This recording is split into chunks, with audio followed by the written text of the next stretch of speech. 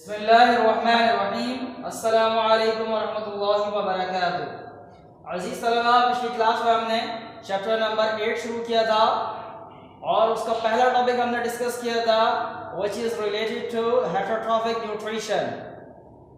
और उसके हवाले से हमने आपको ये काम दिया था कि जो इम्पोर्टेंट पॉइंट्स हमने आपको हाईलाइट करवाए हैं उन्हें आपने याद करना है। और उसके साथ साथ अब तक जो पीडीएफ भेजी जा चुकी है यानी चैप्टर नंबर 7 की पीडीएफ जो आपको भेजी गई है वो आपके पास रजिस्टर में मुकम्मल होना चाहिए। आज भी हम चैप्टर नंबर 8 का एक टॉपिक डिस्कस करने जा रहे हैं और बहुत ही इंटरेस्टिंग टॉपिक है जो इससे पहले भी आप लोग कई मरतबा पढ़ चुके हैं। जो पहले आपने पढ़ा है वो सुपरफिशियल था, सतही था, और अब 9th क्लास में इस टॉपिक को आप मजीद डिटेल से पढ़ने जा रहे हैं। वेरी डीपली आप इसको पढ़ेंगे। ओके, तो आज जो टॉपिक हम पढ़ रहे हैं टॉपिक का नाम है डाइजेशन इन मैन। ओके, यानी इंसान में हाजमे का अमल। ये कोई नई चीज तो नहीं है आप लोगों के लिए। डाइजेशन आप कई मरतबा जूनियर क्लासेस में पढ़ते रहे हैं। What is the definition of digestion? सबसे पहले आपने बिल्कुल जूनियर क्लास में 6th क्लास में डेफिनेशन पढ़ी थी, ब्रेक डाउन ऑफ फूड। याद आया? बहुत ही सिंपल सी डेफिनेशन। फिर उसके बाद आपने थोड़ी सी और उससे एडवांस डेफिनेशन पढ़ी, break down of food into simple absorbable particle. Okay, याद आया? और आज हम इसको थोड़ा सा और डेफिनेशन को थोड़ा सा और जो है वो मॉडिफाई कर रहे हैं। The break down of food और the break down of complex food molecule into simple and diffusible particles. What I said? Breakdown of complex molecules of food into simple and diffusible particle. Okay? आपकी किताब में यह topic page number 160 से शुरू हो रहा है और काफ़ी तवील टॉपिक है। उससे आगे ऑनवर्ड 3-4 सफ़ों पर मौजूद है। तो आपके पास किताब में इस वक्त पेज नंबर 60 खुला हुआ होना चाहिए। वहाँ डाइजेशन की डेफिनेशन भी मौजूद है।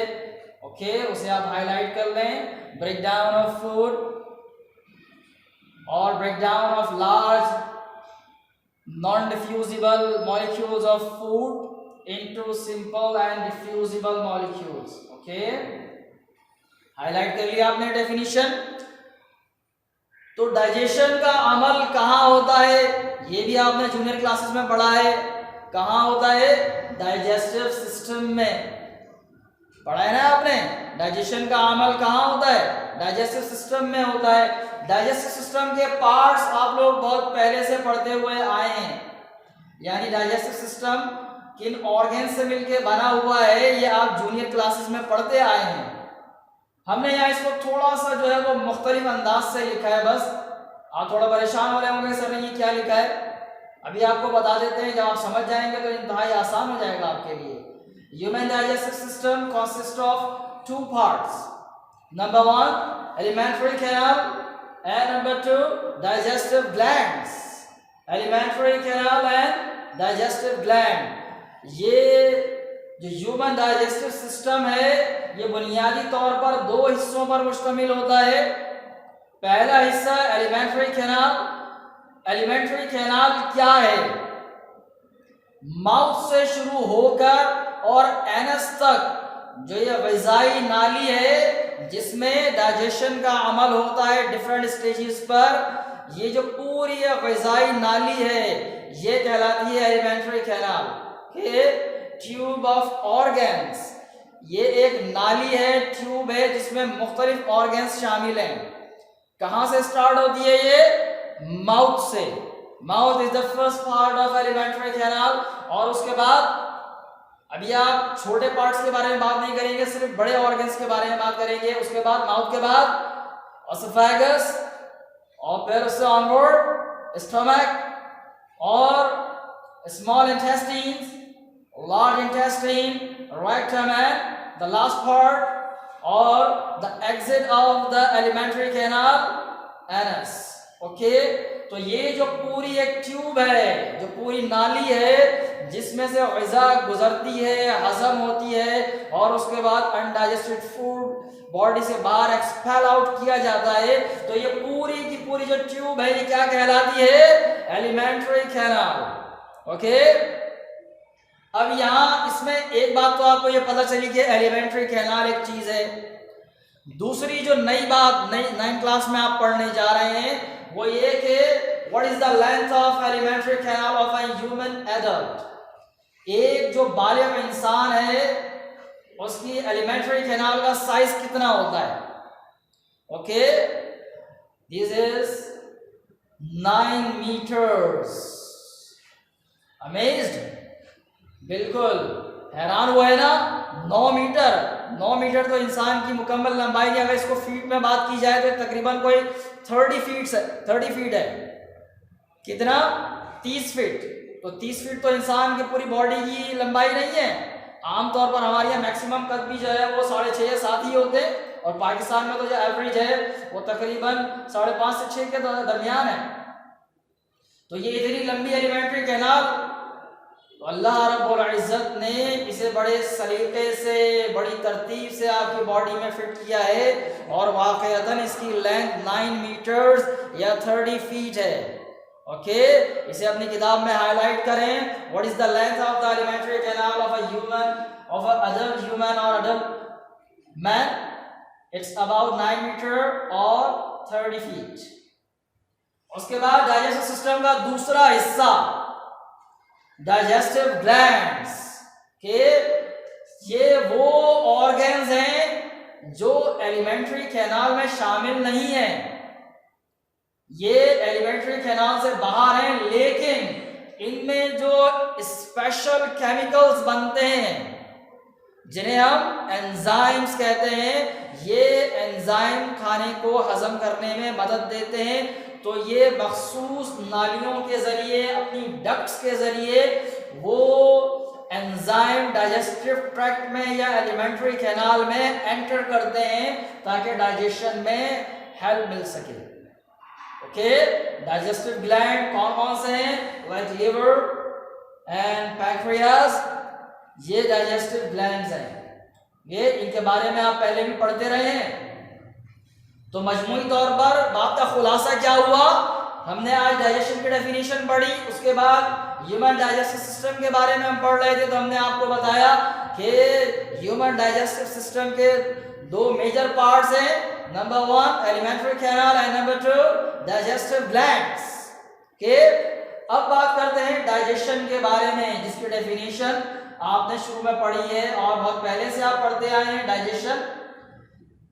तो ये जो डाइजेशन का अमल है ये एक बहुत ही कॉम्प्लेक्स प्रोसेस है। ये जो आप सिंपल से डेफिनेशन पढ़ते हैं ना, break down of food into simple diffusible particle, एक लाइन में डेफिनेशन मुकम्मल, लेकिन एक्चुअली जो प्रोसेस है ये एक लाइन में मुकम्मल होने वाला नहीं है। It consist of many steps के, और हर स्टेप पर बहुत सारे काम होते हैं। So the whole process of digestion consists of 7 steps. Okay, number 1 ingestion, number 2 propulsion, number 3 mechanical digestion, and number 4 segmentation, number 5 chemical digestion, number 6 absorption, and number 7 egestion. These are the steps of digestion which involve in the digestion of food molecule. ये वो steps हैं, ये वो मराहिल हैं जिसमें खाना हजम होने का अमल होता है। हैरान हुए कि ये जो खाना हजम करने का अमल है, हम खाते हैं 2-4 घंटों में, 5 घंटों में खाना हजम हो जाता है। तो ये इतना सादा सा जो बज़ाहिर नजर आने वाला प्रोसेस है ये बहुत कॉम्प्लेक्स है। अब ये जो स्टेप्स हैं, इन सब स्टेप्स में क्या क्या इवेंट्स होते हैं और ये कहाँ कहाँ होते हैं एलिमेंट्री कैनाल में, इनके बारे में अभी एक सरसरी से पढ़ लेते हैं, बाद में सबके बारे में तफसील से पढ़ना है। बात करते हैं इंजेशन। इंजेशन का मतलब होता है इनटेक ऑफ फूड, के ग़िज़ा को बॉडी में दाखिल करना, माउथ के जरिए ये काम होता है। माउथ में ग़िज़ा आपने एंटर कर दी, इंजेक्शन का अमल मुकम्मल हो गया। ये फर्स्ट स्टेप ऑफ डाइजेशन है कि हाईलाइट करें इसे अपने पास, आपकी किताबों में भी मौजूद होगा ये। उसके बाद सेकंड स्टेप प्रोपल्जन। ये ग़िज़ा जो माउथ में एंटर की गई है, ये माउथ के बाद ओसोफेगस में जाएगी, स्टमक में जाएगी, उसके बाद small intestine and large intestine, और इसे कितना तवील रास्ता तय करना है, 9 मीटर्स और 30 फीट। तो ये जो ग़िज़ा का इतना तवील सफ़र है, ये अपने आप नहीं हुआ करता और ना ही ये ग्रेविटेशनल फोर्स के जरिए होता है, बल्कि अल्लाह रब्बुल इज़्ज़त ने आँख के एलिमेंट्री कैनाल में स्पेशल मूवमेंट रखी है जिसे पेरिस्टाल्सिस कहते हैं। क्या कहते हैं? पेरिस्टाल्सिस। और उसके जरिए यह ग़िज़ा को आगे धकेलने का अमल होता है, आगे बढ़ाने का अमल होता है। जो एलिमेंट्री कैनाल है इसमें मसल्स होते हैं, उनमें कॉन्ट्रैक्शन और रिलैक्सेशन का अमल होता है और उसके जरिए वेव लाइक मूवमेंट पैदा होती है जिसे पेरिस्टाल्सिस कहते हैं, और उसके जरिए खाने को आगे प्रोपेल किया जाता है। ठीक, तो सेकंड स्टेप समझ में आया। और उसके बाद third step mechanical digestion. Mechanical digestion का मतलब है कि फिजिकली जो फूड मटेरियल है, जो कुछ भी आपने खाया है, उसे बड़े जो टुकड़े थे उनको छोटे टुकड़ों में तब्दील करना। जैसे मुंह में जब खाना इंजेस्ट किया जाता है, इंजेक्शन का अमल होता है, तो दांतों की मदद से उसको चबाया जाता है, तो ये मैकेनिकल डाइजेशन है। यानी जो बड़े मॉलिक्यूल्स हैं उनको दांतों के जरिए या फिजिकली छोटे टुकड़ों में तब्दील किया जाता है, तो ये अमल क्या कहलाता है? Mechanical digestion. और ये अमल आपकी बॉडी में या ह्यूमन डाइजेस्टिव सिस्टम में 2 जगहों पर होता है। सबसे पहले कहाँ? मैंने बता दिया, माउथ में, और उसके बाद मैदे में, स्टमक में भी ये काम होता है। कि उसके बाद चौथी चीज सेगमेंटेशन। ये क्या है? ये है mixing of food in the intestine with digestive juices. मैंने बताया कि एलिमेंट्री कैनाल में डाइजेस्टिव ग्लैंड्स अपने एंजाइम्स को एंटर करते हैं, केमिकल्स को एंटर करते हैं डाइजेशन के लिए।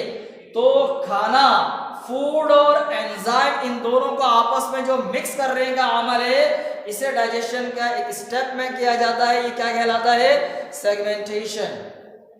उसके बाद next step chemical digestion. Chemical digestion क्या है? फूड के जो बड़े मॉलिक्यूल थे उनको फिजिकली छोटे टुकड़ों में तकसीम कर दिया। अब इन कॉम्प्लेक्स मॉलिक्यूल को, जो बड़े कॉम्प्लेक्स मॉलिक्यूल है लाइक कार्बोहाइड्रेट, फैट्स, प्रोटीन्स, इनको इनके यूनिट्स में तब्दील करना। इनके यूनिट्स कहलाते हैं इनके मोनोमर्स। ये पॉलीमर्स हैं, केमिस्ट्री में आपने पढ़ा होगा। बड़े जो चेन मॉलिक्यूल होते हैं उनको क्या कहते हैं? पॉलीमर्स। तो carbohydrate, fats, proteins are polymers, और इनके मोनोमर्स क्या है? ग्लूकोज और शुगर और प्रोटीन और fatty acid. These are the simple particles or units of large polymers. Okay? तो केमिकल डाइजेशन में एंजाइम्स की मदद से इन बड़े जो पॉलीमर्स हैं, जो बड़े मॉलिक्यूल हैं, उनको उनके यूनिट्स में कन्वर्ट किया जाता है। उसके बाद 6th स्टेप एब्जॉर्प्शन। एब्जॉर्प्शन का मतलब खाने को जज्ब करने का अमल। आप पहले पढ़ते आए हैं कि स्मॉल इंटेस्टाइन में फूड को एब्जॉर्ब किया जाता है और वहां पर उसके लिए क्या मौजूद होते हैं? Special structure, villi. Millions of villi are present in small intestine to absorb the food. Okay, तो फिर खाने को एब्जॉर्ब करके कहां पहुंचाया जाता है? ब्लड में एंटर कर दिया जाता है ताकि तमाम सेल्स को सप्लाई हो सके। And the last part, last step of digestion is egestion. What is egestion? Expelling out or removal or elimination of undigested food from the body। यानी बॉडी से जो नाकाबिले हजम खाना है उसे बाहर निकालने का अमल। तो इस तरह 7 स्टेप्स में डाइजेशन का अमल मुकम्मल होता है। उम्मीद है कि आज जो कुछ भी आपको पढ़ाया गया है समझ में आ गया होगा। ये जो मैंने डाइजेशन के 2 पहले डेफिनेशन आपको बताई, उसके बाद डाइजेस्टिव सिस्टम के पार्ट्स आपको बताए, एलिमेंट्री कैनाल की लेंथ बताई मैंने आपको, डाइजेस्टिव ग्लैंड के नेम्स बताए और स्टेप्स ऑफ डाइजेशन बताए। ये सारे पॉइंट्स आपने किताब में हाईलाइट करने हैं और इन्हें याद करना है। तो इंशाल्लाह अगली क्लास में डाइजेशन को डिटेल में पढ़ेंगे। तब तक के लिए अस्सलामु अलैकुम वरहमतुल्लाहि वबरकातुहू। अल्लाह हाफिज।